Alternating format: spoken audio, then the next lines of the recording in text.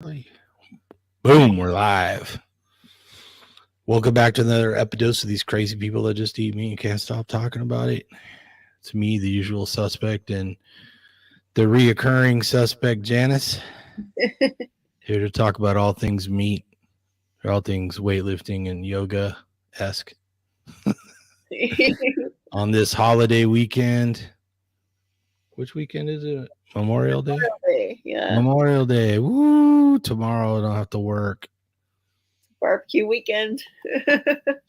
Yeah, you gonna barbecue tomorrow? No, but I'm going to get my teeth cleaned by my brother, and then we're gonna go out to Cattleman's for, I'm assuming, steak. Which I Mm, was pleased that my family picked something that was carnivore friendly. nice. Is your brother's a dentist or? Yeah, he's a dentist, and so is my dad. Oh wow, So very nice. yeah, So you can have them put a little, sharpen them up a little bit, or just clean them. just clean them.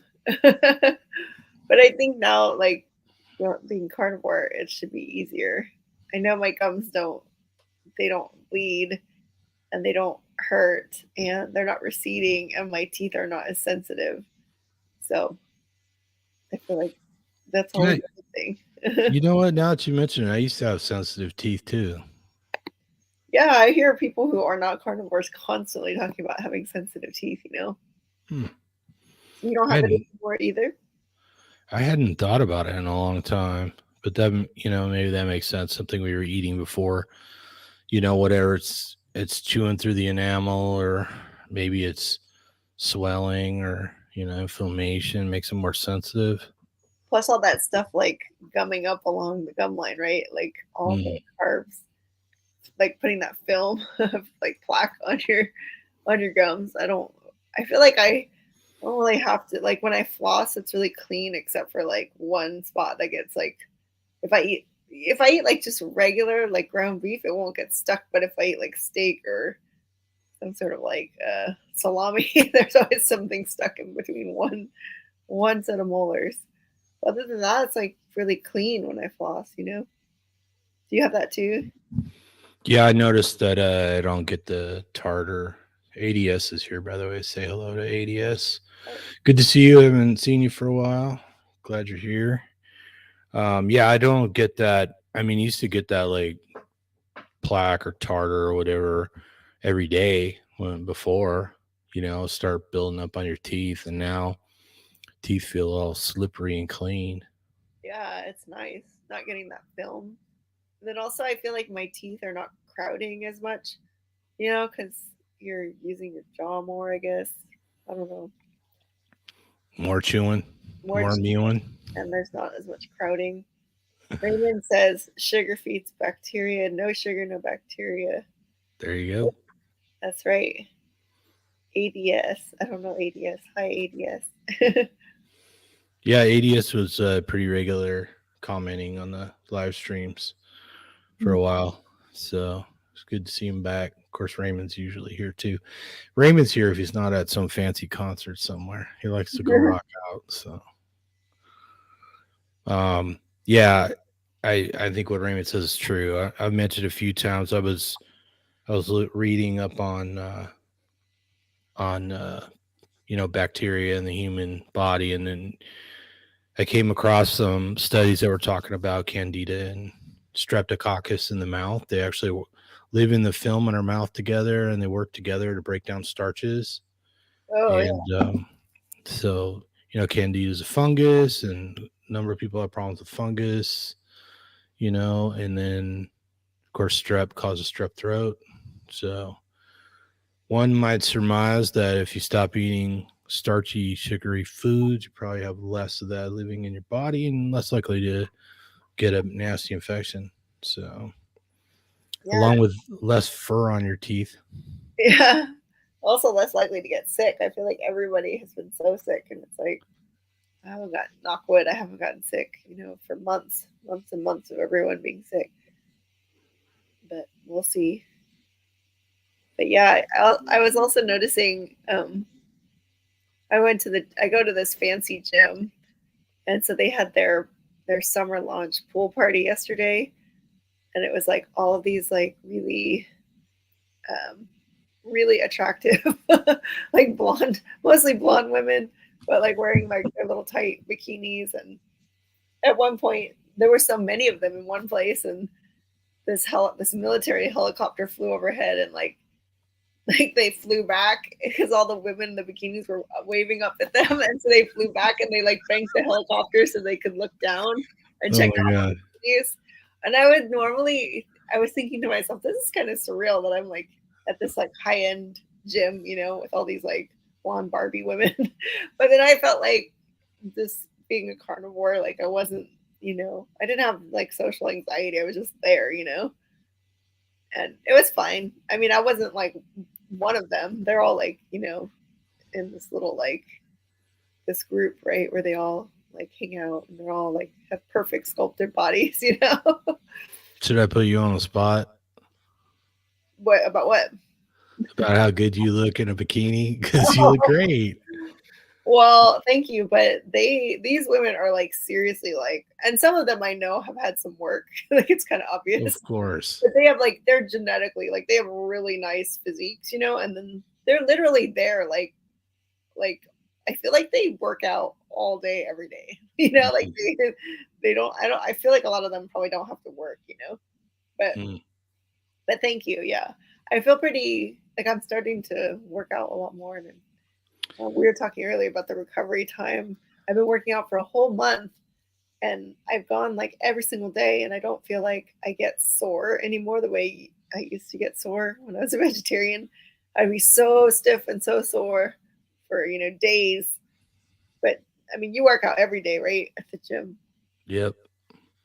Pretty much 7 days a week. I kind of am now too, now that I think about it. But yeah, it feels good. Yeah, so the soreness thing is totally true because I used to get like really sore the day after, sometimes 2 days after. I forget what they call that, post workout, something something. Anyways, and now, yeah, I mean, if I work out really hard, I feel a little bit of soreness, but not the kind of soreness where you you don't want to move or you're groaning. It's kind of more like, yeah, kind of. Oh, that's right. I worked out hard yesterday. So, Exactly. It's like a yeah. light, it's an awareness, right? Like you sense like things are a little like, but it's not the same as being like where you're like, oh, like you can't move it, you can't walk, you can't, So pretty cool. Yeah. Yeah, I know it's hard. Ev- everybody's kind of self-conscious about how they look and always comparing themselves to other people. But, in all honesty, even if you don't look like some classic sort of physique or something that you have in mind, when you work out every day and you're on the right diet, people notice that you're fit and that you've put the work Yes, into it. So definitely. And I I feel think like a lot more assertive, like when I walk around now, you know, I just feel like, a little more confidence. yeah, I mean, it's really, but it is a lot about the meat though. It's like, I went out after the gym one night to this bar, like that's pretty close to the gym. And I met these two guys, like these older guys who one of them, like he's also a club member, the gym where I go to. And I told him about carnivore and he was just like way into it. He said that, he talked about how how like there's all these like secret carnivores who like have known all along that like and this other so his friend shows up and his friend was saying that he was doing keto and he never felt better, right? Everything was great and he was feeling so awesome, and then the doctor like said, oh, you should be worried about your LDL, and he just like stopped.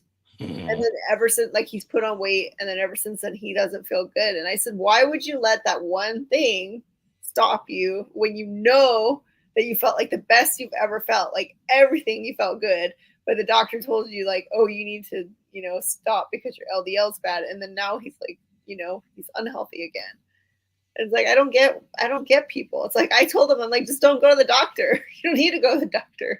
They're just gonna put you on a statin, and it's like you don't need that. Yeah, and the whole statin thing is getting busted now. I mean, it's been the most prescribed drug in all of history, the most profitable drug in all of history. Wow. And they clearly lied about the side effects, how many people are affected by them. The same doctor that holds like 10 patents on the statins was also hucking a test to see who would have negative side effects, and it reported one statistic to sell the statin and another one to sell the test. And Oh, of course wow. it wasn't too long before doctors started noticing, yeah, my patients, half of them are dropping off because of the side effects. They're not taking it. And then come to find out, even if you're high risk, you've already had a heart attack and you have high total cholesterol, like over 300, the statins will probably only add about 3 days onto your life. Wow. Yeah. So, That's crazy. and when they were testing for side effects, before they started the actual trial, they put the people on the statin, and everybody who had really bad side effects or quit taking it, they took out of the study before it started. Right. So they totally skewed the study results. Oh my God. So all the different companies that have been pimping the statins all this time, all fudged their statistics or reported their statistics and groomed their data and stuff like that. And it seems like the only upside to statins is that they do have some anti-inflammatory properties, which are helpful to some people, but they don't necessarily do much in the way of preventing heart attacks. So. Wow. Well, I told him what you had said about what we talked about how the cholesterol goes where there's inflammation. So the inflammation was pre-existing, and they assumed that like inflammation in the heart was like the cause. I mean, the cholesterol was the cause of the inflammation versus just going like the cholesterol like being, you know, going to the heart. But Yeah, they made it sound like had cholesterol floating around, and they make it sound like it comes from your food when about 85% of the cholesterol in your body is the cholesterol that your body makes, right? And about yeah, 15-16% actually comes from your food. And so they make it sound like, oh, that extra cholesterol just sticks to the artery wall and starts clogging up your coronary arteries for no reason other than it's just there, right? They yeah, totally circumvent the mechanism that causes it. And I was ridiculous. just going to circle back real quick because both Raymond and ADS mentioned DOMS. It's delayed onset muscle soreness. What does that mean? That's when you get sore like the day or two after you've been working out. Oh, well, I mean, it seems like I don't anymore, right? That's the part where it's Mm-hmm. weird. I keep waiting. Like I've been working out like almost every day for a whole month, and I keep waiting to be like really sore, and it hasn't happened yet. So that's a good thing, I guess. Yeah, ADS also mentioned that LDL cholesterol, which is they call the bad cholesterol, right, isn't actually directly measured. It's calculated based on other levels. Oh, weird. Yeah, so that's a whole nother thing. And the levels are all theoretical. If you go all the way back to the Framingham study, which is the one that most of this is based on, there's like no correlation between heart disease and cholesterol until it gets over 300. Hmm. Interesting. So a lot of it. And then there's when you dive into it, you find out the people that publish the statistics for like Crestor, they had so few people in their study that actually had a heart attack, that they presented this, they made it sound like, I forget what it was. It prevented like 48% of heart attacks or something. But what it was is there was only like one person in the study that actually had a cardiac event out of like 18,000 people. Oh And my so god, somehow they massaged that number into, this number that got everybody excited about it as preventative. So, ridiculous. yeah. And they basically, they won the war of information, um, or won the war, they influenced the war by sort of grooming the information and making it presentable. So making it, and a lot of it's fear mongering, but at the end of the day, it's all a money grab. So Yeah, I agree with ADS that higher cholesterol is healthier because they say it's protective, right? like for Yeah, your when you Alzheimer's, dementia. I keep telling my mom that because she has high cholesterol, and I'm like, you should be glad that's keeping your brain going, you know? yeah, unless you have like that familiar hypercholesterolemia where you have a genetic cause that causes it to be really, really high, which is rare, you probably really shouldn't be concerned about it. Yeah. Because once your cholesterol is low, your death by all cause mortality starts skyrocketing. So, Um, because you need cholesterol for everything from fighting infections. So of course, all your hormones in your body are modified cholesterol molecules. So, like when you go out in the sun and it penetrates your skin, it's it's a process of that sunlight turning cholesterol into vitamin D, which of course now they know it's not really a vitamin as much as it's a master hormone. hmm. Same thing with your, estrogen, estradiol, um, testosterone, all that. They're all modified cholesterol molecules. So imagine what happens if you have a shortage of cholesterol. Yeah. Yeah. That's just all. I feel like it's annoying to me because that's the one thing that people always say, oh, I can't be a carnivore because of cholesterol. And it's like, really? That's just crazy. hmm Well, I mean, you just a lot of people go on a carnivore diet and their HDL goes up, which is considered the good cholesterol. Exactly. And when they replace the carbohydrates, their triglycerides go down, right? Which Right. is on the cholesterol panel, but it's not really cholesterol. And that's basically excess glucose stored in your bloodstream, right? Yeah, my triglycerides were crazy high when I was a vegetarian. And then they went way down as a carnivore. But also, I mean, I just feel like, especially for women, but maybe men as well, but I think like vegans and vegetarians are just like, they are just have the most foul moods, you know? They're like so unstable. You know, like a lot of times, like there are people at work and they start to bug me because like they're like either crashing energy wise in the afternoon or they're like really pissy. And I'm like, look at what you're eating, right? Like, look at what you're eating. And then people have the tendency to eat the same thing every day, right? So they might eat like a sandwich and an apple or something. And I'm like, you're eating the same thing every day and you feel like shit every day. Like, does that not like register that like that's not working for you, you know? Yeah, and they traditionally have all kinds of problems with their teeth. No surprise, right? And Yeah, then like we've seen how digest. they age. That's because they probably don't get enough collagen, you know? So their body has trouble making enough collagen because they don't consume enough amino acids, at least not in the right ratios. And then you have all that fructose, which cross links with the collagen in your body. And once the fructose cross links with it, your body can't repair collagen. So I'm just kind of surprised more people don't talk about it because when we see those comparison videos of people that go vegan or, I know it comes up about Dr. Salad Dinosaur. All of a sudden he's eating all his fruit and honey and he looks like he aged. Yeah, he And does look like he aged. maybe that's bad photos or bad lighting. I don't know, No, but but you're right. He we, does seem like sorry. He does seem like he aged. we see those comparisons all the time, right? Celebrities go vegan or plant based and then they look like they're aging. And I Sure. think that's primarily the collagen issue. Well, yeah, and just yeah, they're not getting any fat or whatever either. I think fat is like really good for the skin and protein, obviously. But Yeah. what is this? The ADS is saying about seed oils or what lower? Well, Oh, let's run through. ADS is rather prolific. So let's see. He mentioned that LDL levels are calculated, not directly measured. No legitimate reasons to test blood. High cholesterol is healthier. Dietary saturated fat doesn't raise serum cholesterol levels.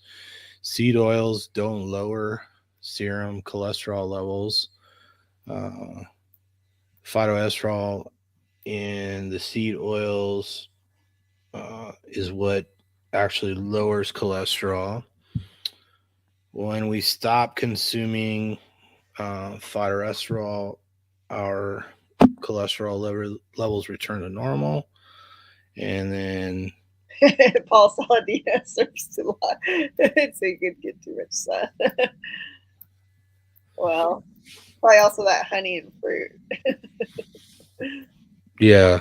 So, yeah, I mean, Dr. Saladino, maybe he's getting a lot more sun. Although he used to live in San Diego, now he lives in what, Costa Rica or something like that. So he's closer to the equator. Yeah. But he supposedly surfed and worked out every day when he lived in San Diego. So, but we've all seen it. I mean, I've met people at the gym who are like plant based and they start getting that sunken sort of elfish look. I don't know what that is exactly called, right? That's true. They do look all hollowed out and like they look malnourished. Hmm. Yeah. So, anyways, I think we've all kind of been misled on the blood panel work. I mean, at best, people call LDL bad cholesterol and HDL good cholesterol.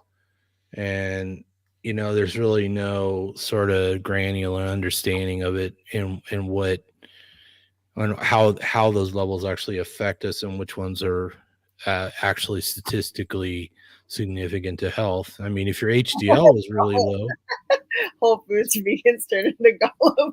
That's it. But also, like, it's a weird thing, but because I've been a vegetarian and I know how it was before, like, my hair was like really, I mean, it doesn't look the best today because I've gone to 2 hot yoga classes, but my hair was like kind of like, it was more brittle and it like faded, right? It was like the color, it didn't have as much pigment, I guess.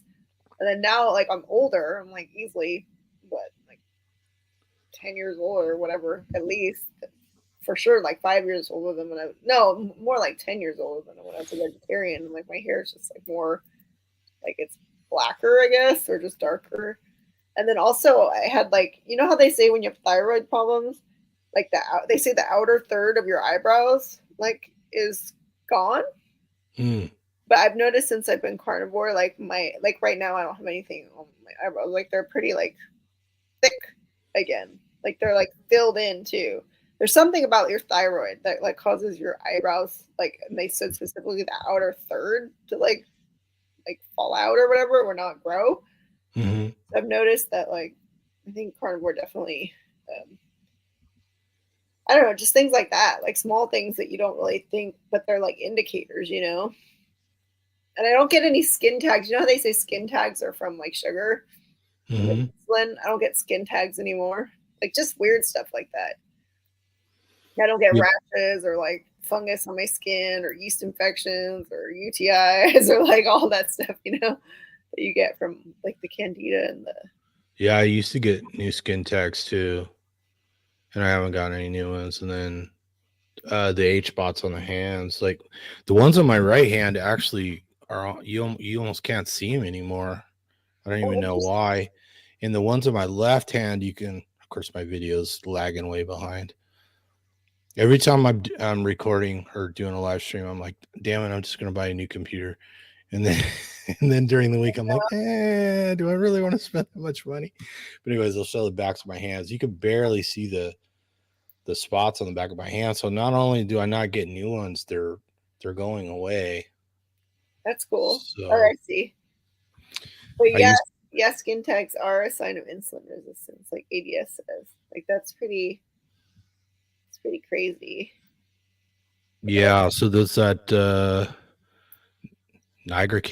acanthosis that is a very obvious sign of high blood sugar, high insulin, and people typically they get the dark ring around their neck, and then Oh, weird. they get skin tags around there. Now, some people are more genetically disposed to that, but they Yeah, you're right. I used to get a lot of skin tags. I don't get any anymore.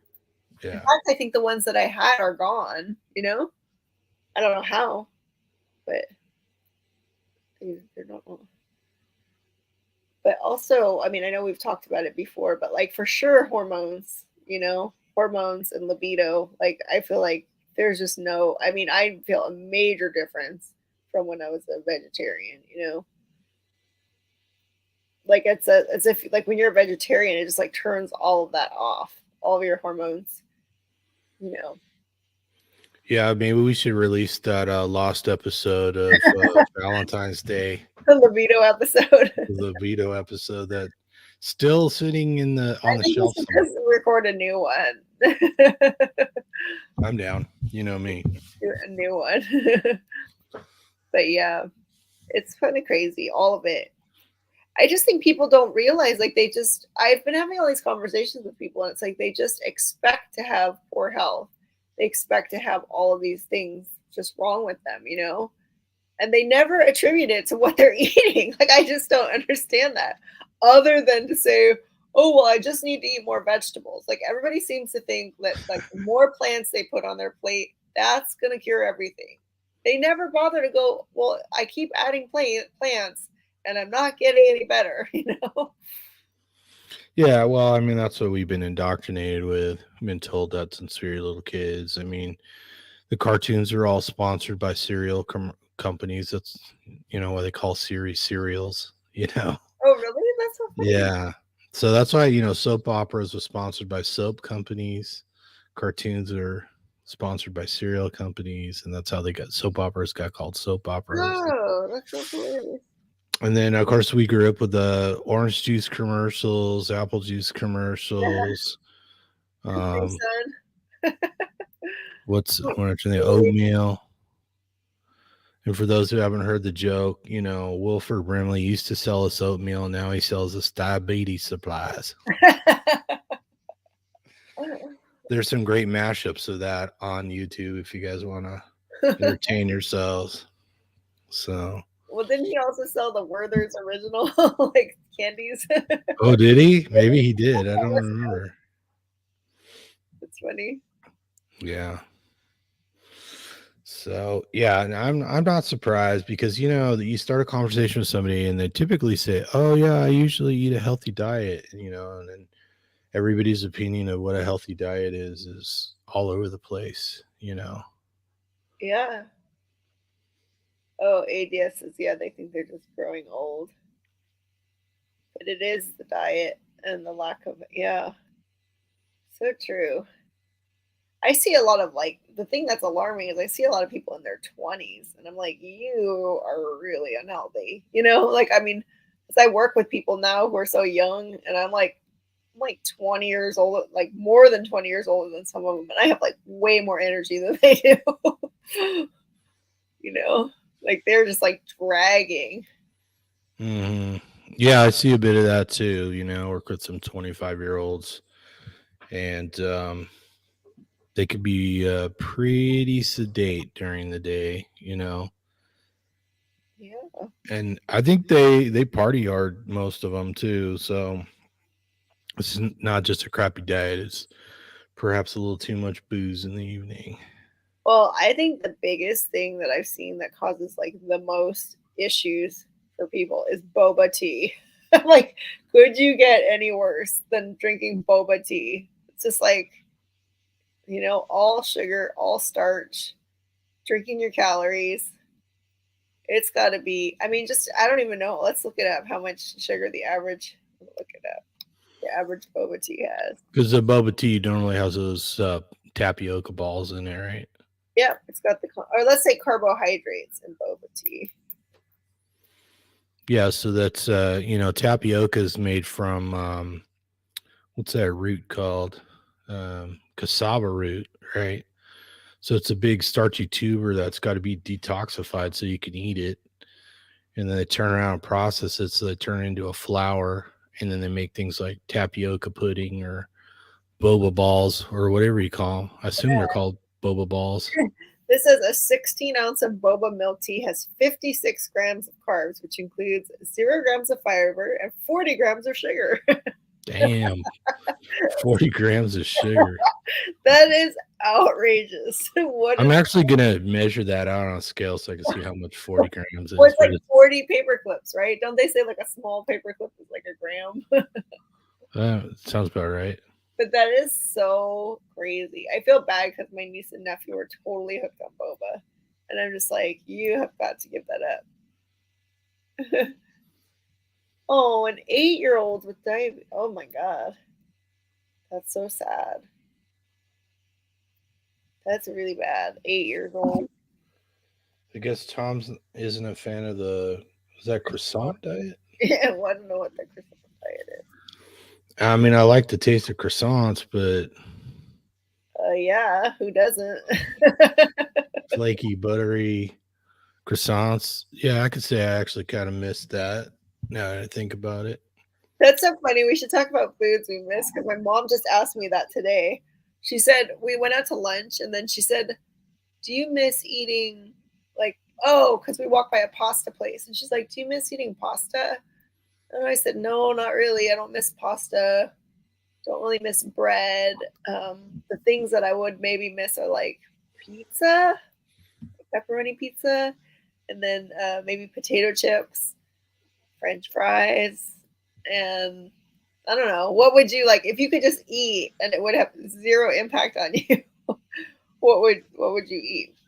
Mm, sometimes it's like ice cream sounds really like regular ice cream with sugar in it. Oh yeah, that's good. That sounds good. But I really like sourdough bread.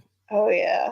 And I know lots of people like, oh, if you get real sourdough that's cultured properly, you can eat it, but it's still full of, you know, carbohydrates. And That guy, the guy at the bar who I just met from the gym, he just told me that sourdough, is like doesn't raise your it's not like it's like low glycemic or something. mhm. True?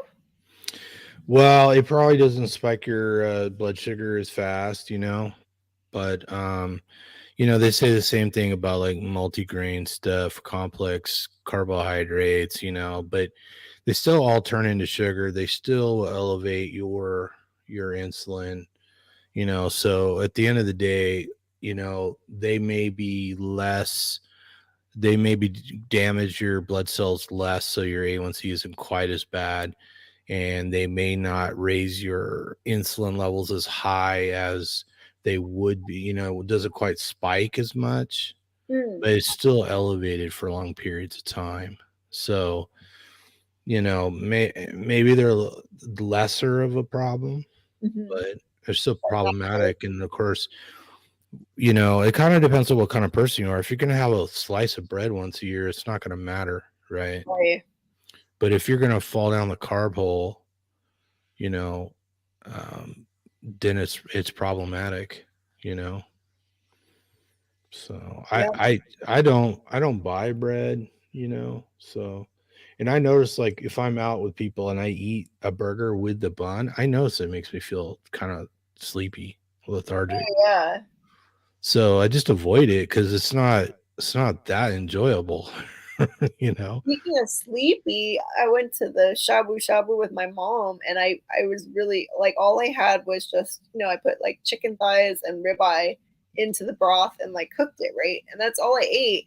But then my mom's like, oh, they give you like these free appetizers, so I had two little pieces. They're pretty small too of like like chicken, but it was like slightly breaded and had like a little bit of like some sort of spicy, like almost like sweet and sour sauce, but a little spicy. And so there were two left, and I ate them, and I was so sleepy. Like it was, like it was a cheat. And I was so sleepy, just like I used to be after eating out. That I drove to the gym and I had to take a nap like before going to yoga class. It was just like a tranquilizer. And like it wasn't big or anything. It wasn't like a huge piece of fried chicken or something.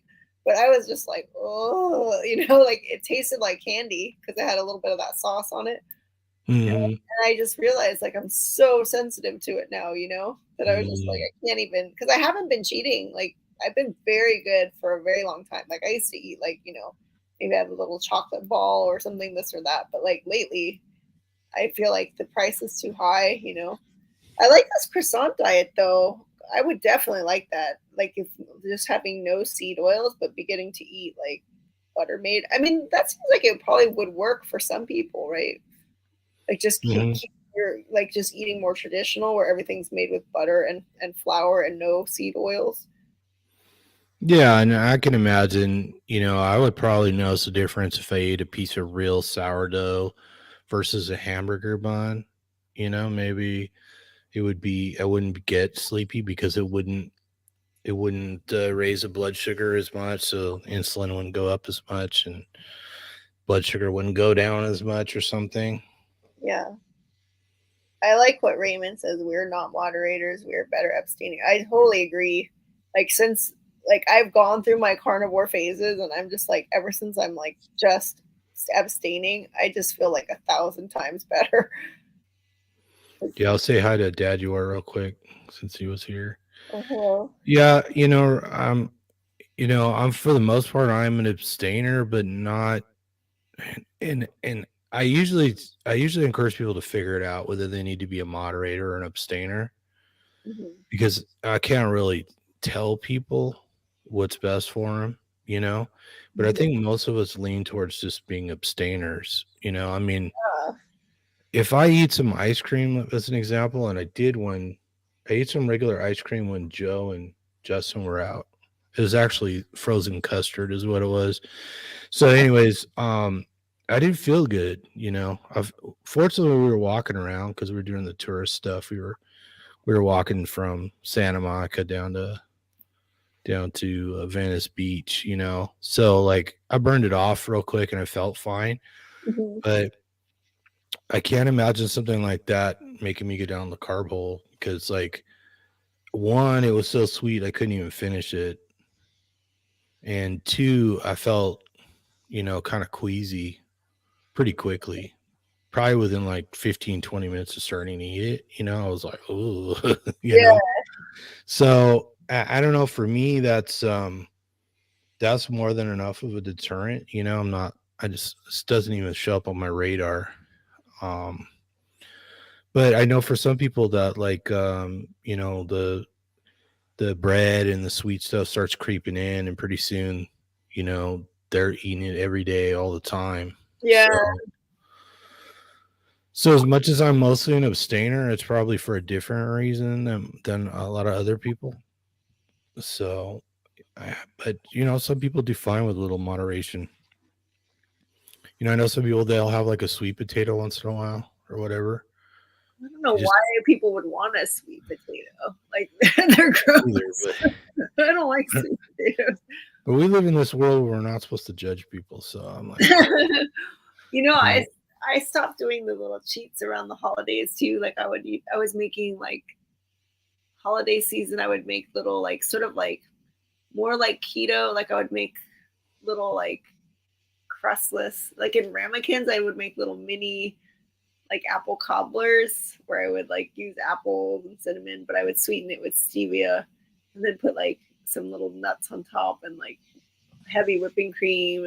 Or I made these little like pumpkin little mini ramekins, like sort of like pumpkin pie with no crust, and then I would put the heavy whipped cream and all that. And I did not do that this year because I know, feel like just getting into that, like wanting that sweet taste or whatever, it does become a daily thing. Even just eating, I would eat one of those little chocolate hazelnut ball things, like the Ferrero Rocher or whatever. mm-hmm. And I would just be like, oh, I'm only gonna eat one every night, but then I'd be eating one every night, and I just think if you could just cut it out, you're just gonna do better. Mm-hmm.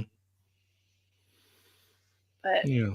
but you're right. We should let people do what they want to do and do what. Yeah. Well, and I'll tell you, like when I first started reading all the low carb books and keto books, a lot of them start out with like, you need to go through your house and throw out everything that's tempting that you shouldn't eat and blah, blah, blah, blah, which is a nice sentiment if you live alone. But Right. that's easy to do. If you have a family or, you live with family or whatever, you can't go around throwing out everybody else's food because most of us, we don't dictate with everybody else, especially adults eat in the house, right? Right. So, and that may be a deal breaker for some people because they may be tempted by all that food that other people have around. So I get it. And it's not like I never tasted anything else because I mean, not too long ago, I mean, there was potato chips, candy, all kinds of junk food around all the time, you know. Wow. And That's I remember having some peanut M&Ms because there was a giant freaking like 3-pound jar sitting on the counter. yeah. Yeah. Yeah, and I was like, oh yeah, it's pretty good. I was like, this is pretty deadly though. Don't want to keep eating these. And then one time I went in the kitchen and I was a little teed off because I wanted to cook something to eat, but they had just completely buried the kitchen in dirty dishes and Oh. food containers. And I'm like, damn it, I've got to clean all this crap up just so I can make something to eat. And there was well, I guess this was more than a year ago now because I remember telling Emily about it, and I haven't done any videos with her for a while, but um I ate an apple turnover that was sitting Mm. in a box on the counter, and I'm like, well, I'll just eat this real quick while I'm cleaning up because I'm really hungry. And then um, I'm gonna say like an hour or two later, I had like this really harsh anxiety attack, and I Oh couldn't figure wow. out why. And I was like, well, it must have been something in that apple turnover. And I don't think it's just sugar. I think it was maybe sugar with a combination of things or preservatives or whatever. I'm sure there was, dyes in there and flavorings and all Yeah. that stuff, but it apparently triggered something. Not that I repeated the experiment, but that could explain a lot of the past, so. Oh, I know exactly what you mean. If I have any kind of cheat, like I'm a little worried because I had those little piece of chicken, but if I have any kind of cheat, I can feel myself. Like I literally start getting paranoid. And Mm, my grandma was paranoid schizophrenic, and my dad has obsessive compulsive disorder, and I'm just like sure that that's like how my brain responds to that stuff. Like I just start tripping. Like all of a sudden I'll be like, well, I'll start like over analyzing something and then like getting paranoid like about stuff that happened. Like, oh, is somebody mad at me or did I not do something? Like just like obsessing mhm, with something, looping, mhm. which is very strange that it could be that quick. But I can always like if something like that happens now, I can always trace it back to something like that where it was like, oh, I deviated, ate something that like triggered it. Yeah, so I think what's happening is those chemicals just and there's all the different variety of chemicals from pharmaceuticals to different compounds in our food, alcohol, marijuana, all that stuff. They trigger different behaviors in mitochondria in different parts of the brain. Mhm. I mean, they do that all over the body, but the in the brain, I think, is primarily where we get all these, psychological effects. And so something in those foods is causing the mitochondria in a certain part of the brain to either slow down or speed up. You're right, because it's only when I've become so sensitive that it's only when I like eat out, right? And like you said, you don't know what you ate because you Mhm. don't know everything they put in it. It could be the seed oils, it could be, the sugar. But I definitely feel like if I eat out for like a couple times a week, even I'll be like off. And I don't want, I'm so avoidant of feeling that way anymore because I thought that like that was my personality and I felt like oh that was going to be my whole life of just feeling you know like powerless to all those types of psychological states that now like I'm really protective now, like I don't want to feel like that ever again. But Right. you can control it by not eating those things. That's what I feel like for people who are really, when I see them struggling in that way, like not even with their weight or whatever, but more with their psychology, like if they're feeling really depressed or anxious, fearful, or like especially when people feel like a sense of doom, or they're very miserable, I just want to like hand them like a fatty piece of meat and say like eat this ribeye and call me in the morning. You're gonna feel better when you like, Take a ribeye and call me in the morning. yes, you'll stabilize, right? You'll stabilize your mind and reset, and then you Mhm. won't feel like that anymore. Yeah, and we hear these reports from, vegans who are like, yeah, I had a piece of salmon and my brain lit up, or my sexual function returned for the first time in months or whatever. Wow. Just Yeah. from getting that fatty, the Yeah, fatty. it's usually like a piece of salmon or an egg or something like that. It's like Oh yeah, eggs. they're sort of gateway, like, oh my goodness. So we shouldn't be too surprised, right? I mean, it's easy when I say I ate something that had vegetable oil in it because, sometimes you go out to eat and even if you order a steak, they'll put vegetable Yeah, oil on it. totally. And I'll get indigestion and like people can relate to that easy enough, right? Even if they haven't experienced, they're like, oh, okay. So vegetable oil gives you heartburn, oh, okay, So that's not much of a stretch, but then I think we're not aware of how specific the function of mitochondria throughout the body, and in this case the brain, Hmm. is directly tied to substances, right? Right.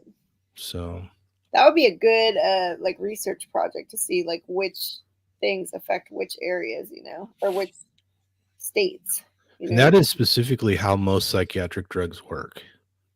Hmm. You Well, know, why so would food be any different then, right? exactly, benzodiazepines and SSRIs and stuff like that, they essentially all do what they can do by affecting the function of mitochondria in certain parts of the brain. Wow.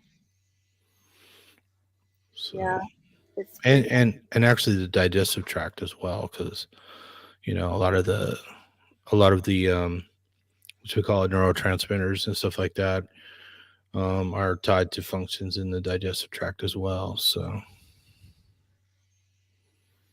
Wow. I don't know. I feel like at a loss for why people would be so closed off to carnivore. Like even just as a like an elimination, like a 1 month thing.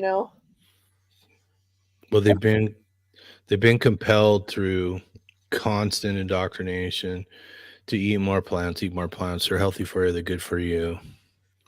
They fight cancer. They fight heart disease.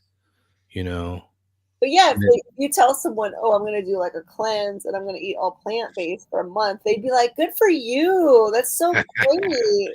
let me pat you on the back. Try that." They're just like falling all over themselves to like acknowledge that person. Hmm. And then if you tell them, "Oh, well, I've only been eating meat for 4 years," like animal based, like I basically tell anyone I meet now because I just want to see how they're gonna react and see whether they would consider it. Good. And like pretty much nobody will.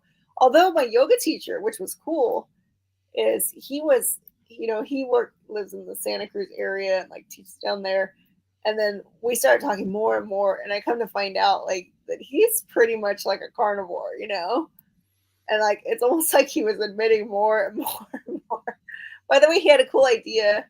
I figured you'd like this because we make our chili, but he said you can use he said you use like part ground beef, part ground pork, and then you just put like a little tomato paste in to give it a little of that kind of pasta essence, and then use ricotta cheese.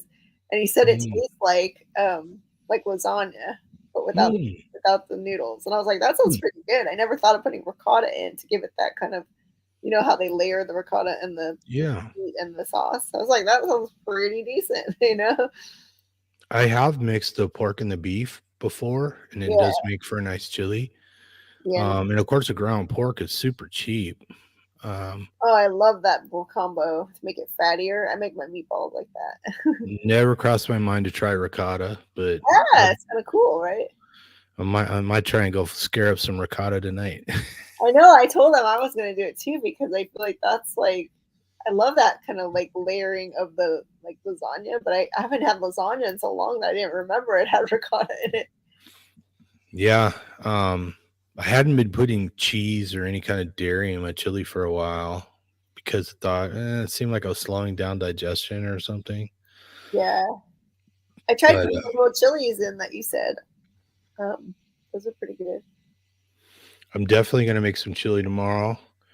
I got some friends coming over. I'm gonna smoke some ribs. Mm. I got some steaks in the fridge, and I was gonna make some chili because I got a food prep for the week anyway. So I got my chili stuff ready too. I got my Wagyu ground beef defrosted, but I haven't tried it with tomato paste yet. Like I still just put a little bit of tomato sauce in, but I grate.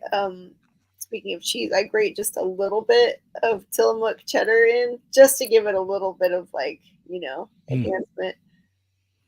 But you don't really need it. But I've been putting like a little like a scoop of organic heavy sour cream on it. That's good. yeah. Well, I've been eating yesterday morning and this morning both for breakfast. I had pastrami chili cheese dogs for breakfast both days. Oh my god. So I've been putting the pastrami in the chili. I love it. So I put the ground beef and I Joe when Joe was here, he made me buy some tomato paste, the tomato concentrate, Is that for the better flavor. though? Do you feel like it's better? It gives it a flavor, that it's like more intense sort of tomato. You can kind of taste the concentrated tomato. More than Um, tomato sauce. but I ran out of it, so I got in the habit of just putting the tomato sauce because I'd make it in a crock pot or a slow cooker. I put the tomato sauce in there and let it cook, and so it starts concentrating. Yeah. And you get it's similar. It's probably not quite as good as the real tomato paste, but I just do that because I'm too lazy to get another ingredient. Yeah, yeah, but I'm gonna definitely try the tomato paste. I was thinking of anything, the sun dried tomato, that's really got that tomato flavor that pops. But So I feel like sun-dried tomatoes, I feel like they cause a reaction. I don't know if it's because they're mm, in the oil usually, but I don't do since I've been on carnivore, I can't even though they're really tasty, I feel like they always cause some upset. bless you. Sorry, I was gonna mute myself, but it came out too Are you suddenly. are you allergic to talking about sun dried tomatoes? But I was reaching for the mute, but I was like shaking from my sneeze. So Raymond says ricotta is normally found in lasagna. That makes sense. I haven't had I really haven't had ricotta since I've had lasagna.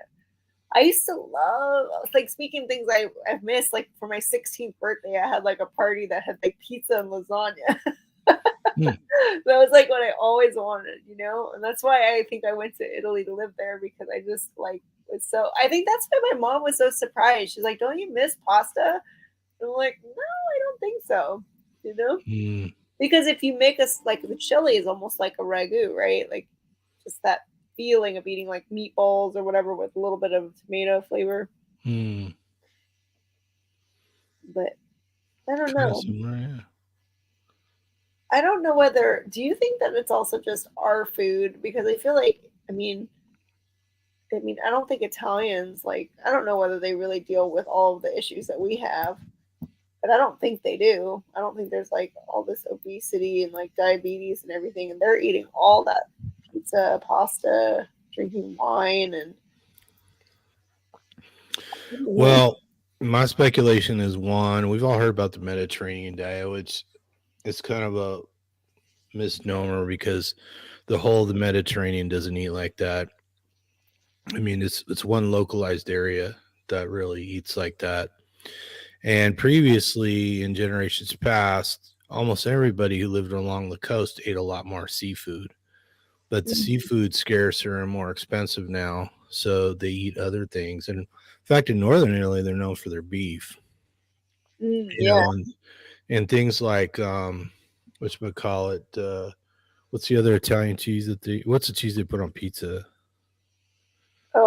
Mozzarella. Mozzarella is actually made from water buffalo milk Oh traditionally. my god, I love buffalo mozzarella. Yeah, Getting it so at Costco is so good. I used to get that all the time in Italy. I get the pizza with the imagine eating that all the time instead of mozzarella made from Holstein, which is rich That's in true, huh? which the proteins are different from a water buffalo to a Holstein, right? So you've got the A1 casein and the Holstein and the A2 and the Oh, water buffalo.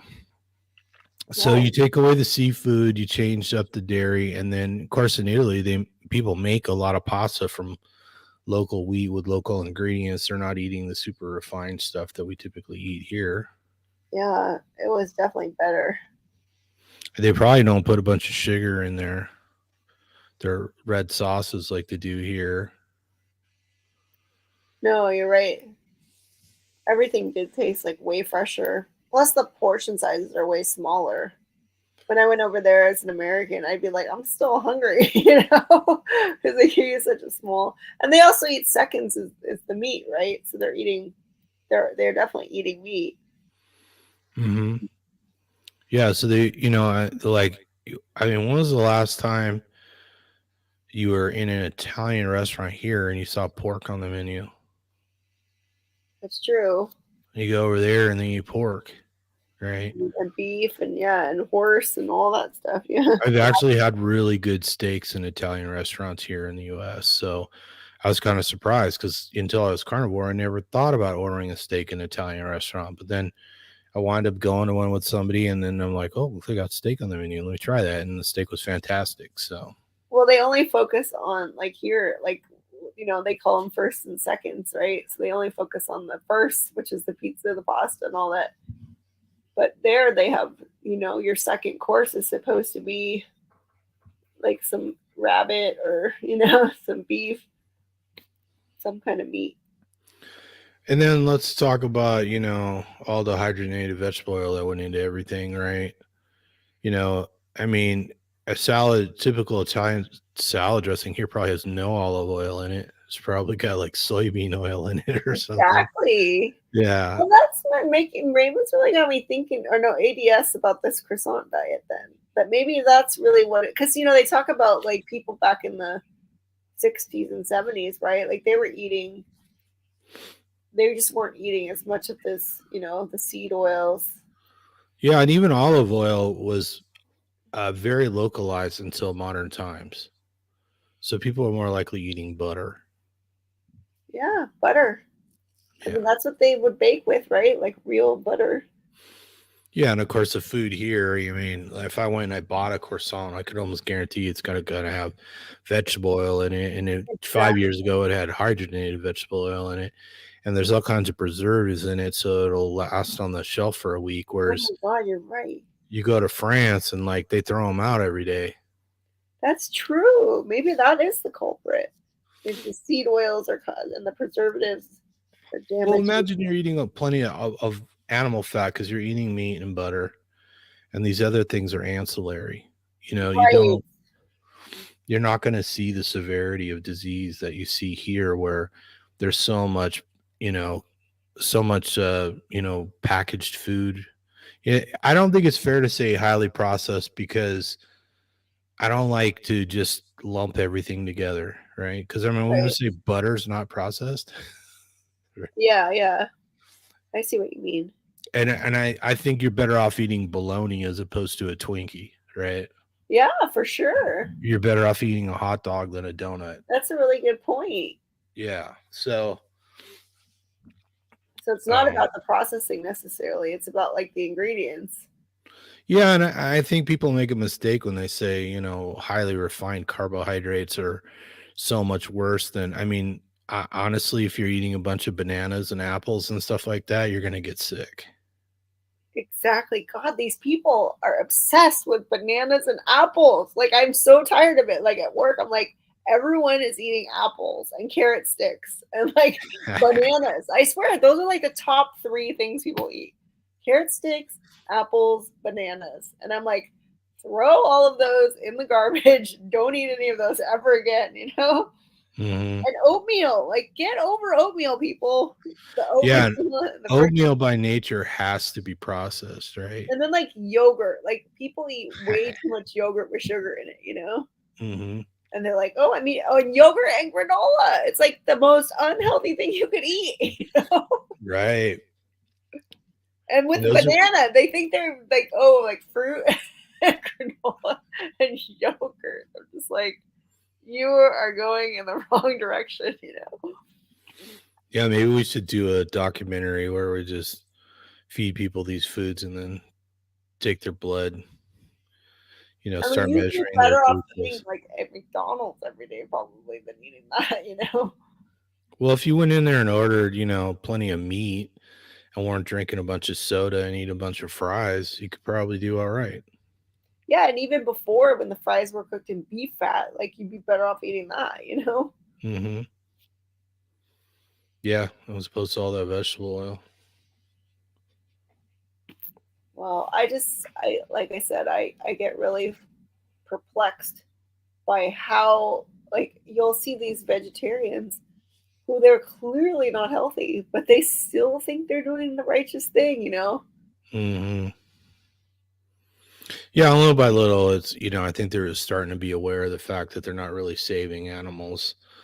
I mean, we've already pointed out that one cow is roughly the average amount of calories for a human being in a year.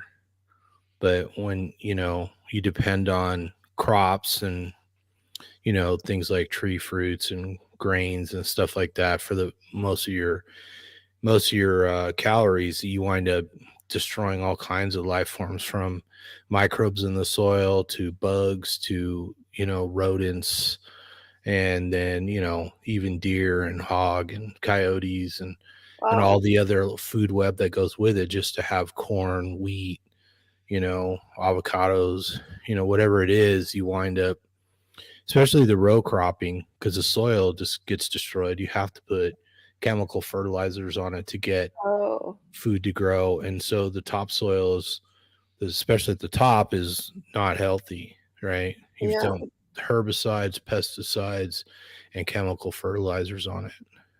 Oh man. Yeah.